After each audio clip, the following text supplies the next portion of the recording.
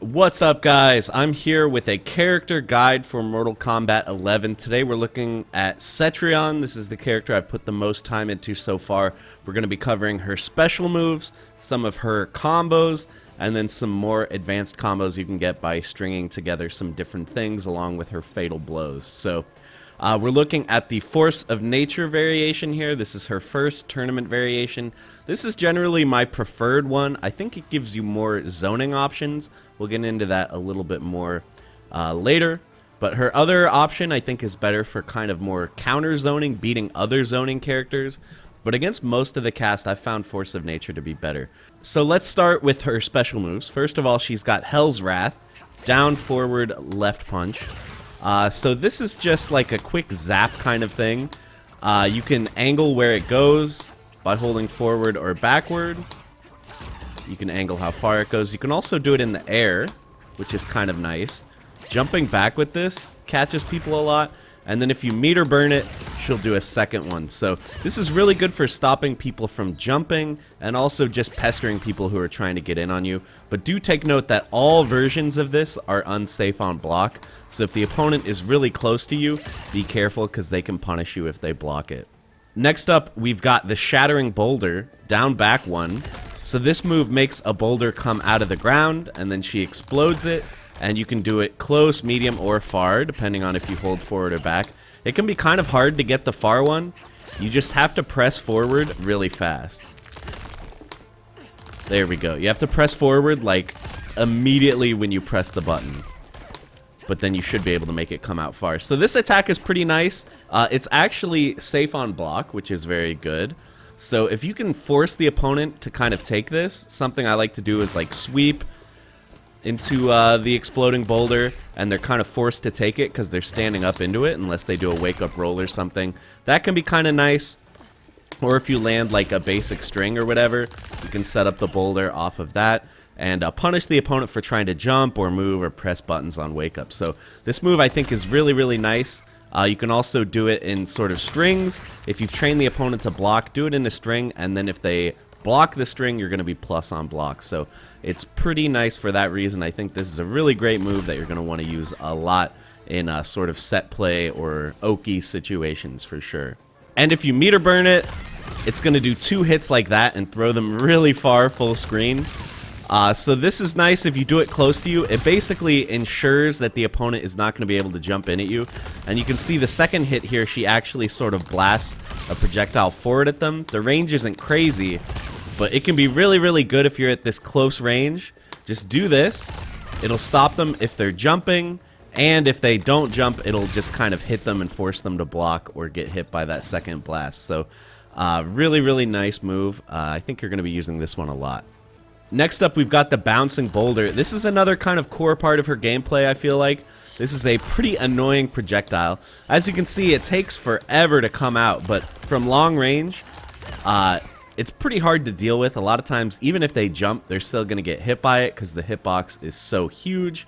And if you hit the opponent with it, you can, like, you know, start zoning them again from full screen. Plus, this is also plus on block, so if you can force the opponent to block this, you're in pretty good shape. Something I like to do if I'm trying to kind of zone the opponent is if they block the boulder, you go straight into the earthquake move, which I'll talk about more in just a second. But because the boulder has so much frame advantage, they're pretty much forced to block this earthquake, or else they're going to get hit if they're trying to press any buttons. So this move is pretty abusable. You can also hold the boulder up in the air. If you just hold the button, you can see she throws it. And in this variation, you can press up to explode the boulder. So you can do some pretty funny stuff where, like, you explode the boulder, then they jump, and then you know, down to them or something. So that's pretty cool. I forgot to mention it. The Bouncing Boulder is done with down back 2, down back right punch. That's how you do this. She also has the Boulder Bash, back forward 2, back forward right punch. So you can see this is kind of the anti-air version. So if you hold this boulder up, you can actually decide basically which version we're going to use. So I do Bouncing Boulder, I hold the button, and then I start holding forward and let go.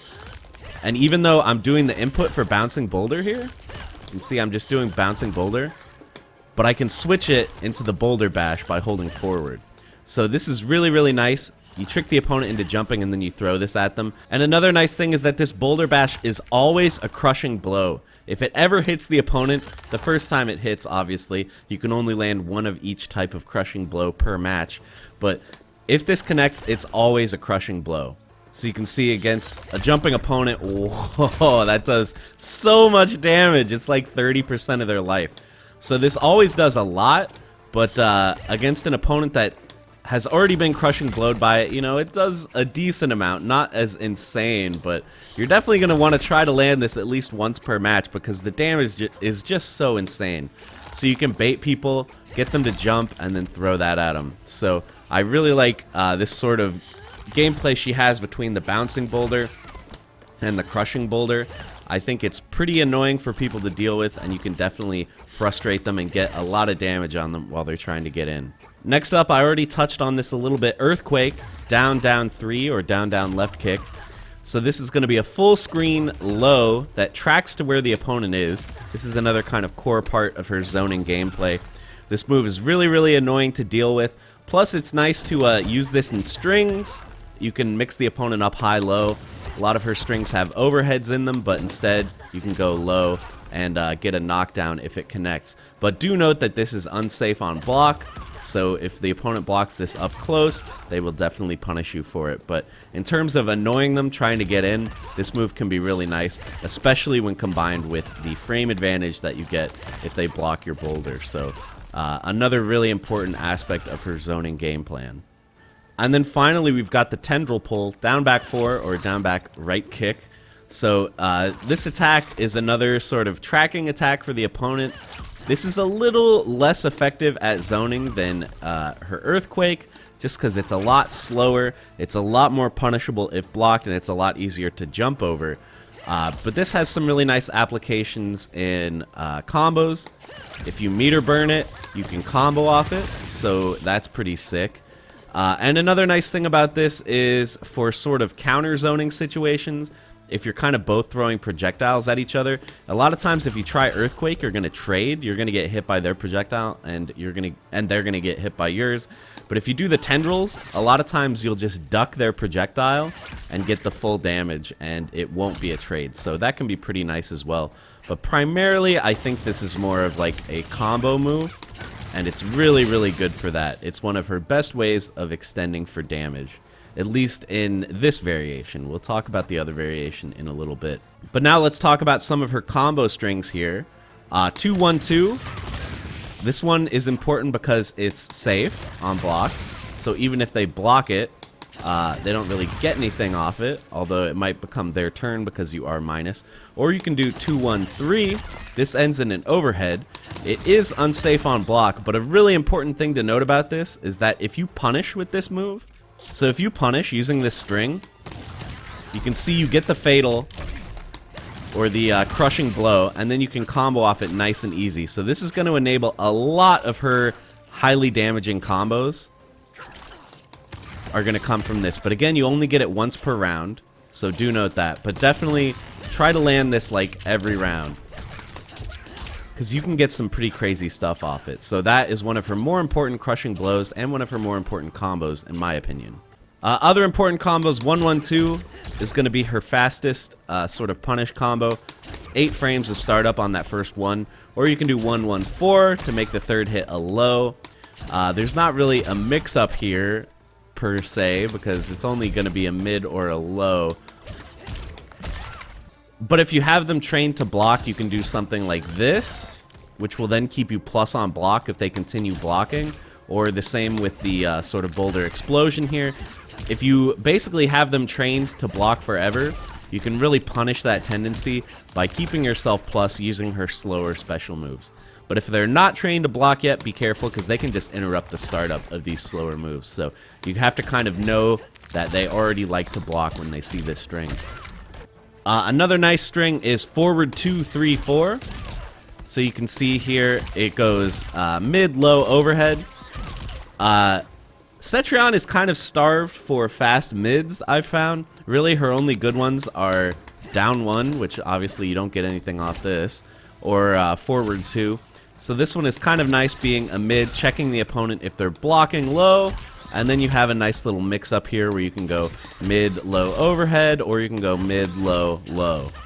So pretty handy for keeping the opponent guessing with highs and lows. Speaking of lows, she's also got back 3 too. So this is a low into a mid. This one is also nice, again, for kind of crouching opponents. You can really throw this one out. It's one of her faster ways of checking people who are like spamming down 1 or down 3 or whatever. And this is safe on block, so this can be a good mix-up option as well to just throw out. But you can't cancel this hit into anything. So this is really just sort of a 2-hit setup there. But if it ever lands, you know, obviously you're in a pretty good situation. You can set up Boulder Crash and stuff like that. So I like this one a lot too. So now for kind of a basic combo with Cetrion, what you're going to want to do for a lot of her damaging combos is use the tendrils and then meter burn it. So you can do something like this. Pretty easy there. Also off of crushing blows. So like I said, with this crushing blow, you can get pretty sicko combos with this.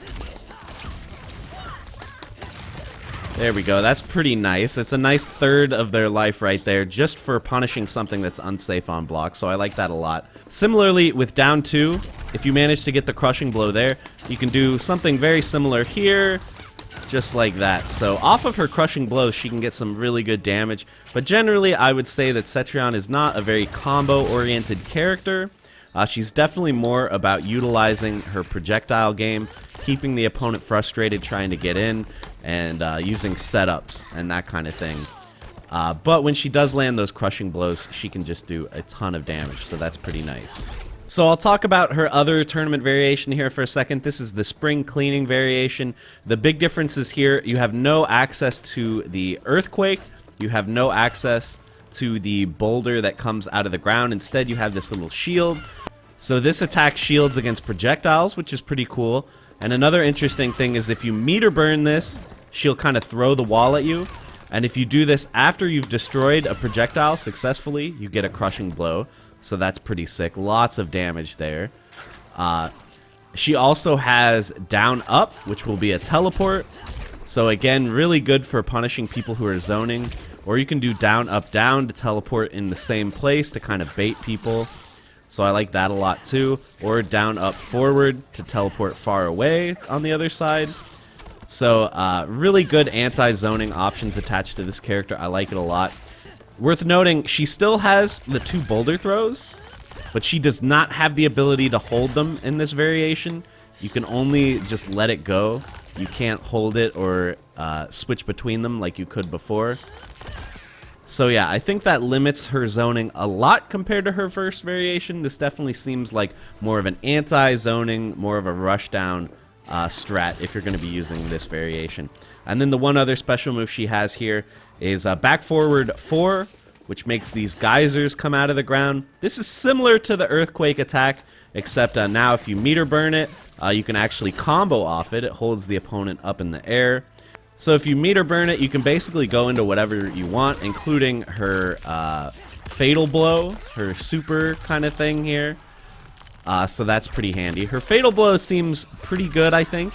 It kind of tracks to the opponent wherever they are. It's very punishable on block, though, so do be careful with that. But she does have armor, like most fatal blows, so I think you'll be using that a lot, especially in combos. I think it's pretty easy. So for kind of a basic combo with this variation of Cetrion, you can just do any combo into the short version of the geyser, meter burn it, and then there you go. So pretty decent damage there, and again, you can do this off of crushing blows as well. So if you get a big crushing blow like this, you can combo off it, go into the meter burn geyser here. Boom, that's so much damage. So yeah, definitely her combo ability is still really high in this version if you get a crushing blow or something like that. So I definitely like that. But just in terms of zoning, she definitely feels a lot weaker. I think this is mostly going to be if you're having trouble with the zoning matchup, like maybe Scarlet or Noob Saibot or something. Maybe you can punish them with this because you can get in easily, and you have, you know, stuff like this barrier to kill projectiles. So yeah, that's pretty cool. So I think that's about all I got for Cetrion. I'm really enjoying the character. I think if you like zoning type characters, she's a great option. Or if you're having trouble with other zoners, maybe try out her spring cleaning variation and see if you can get in and kind of punish them for throwing projectiles at you. So I'm really enjoying the character a lot so far, and that's going to be it for this guide, guys. Make sure to let me know down in the comments what other characters would you like to see me cover. Are there any future guides you would like to see from me? Let me know. And thank you so much for watching, guys, and I will see you in the next one. Bye.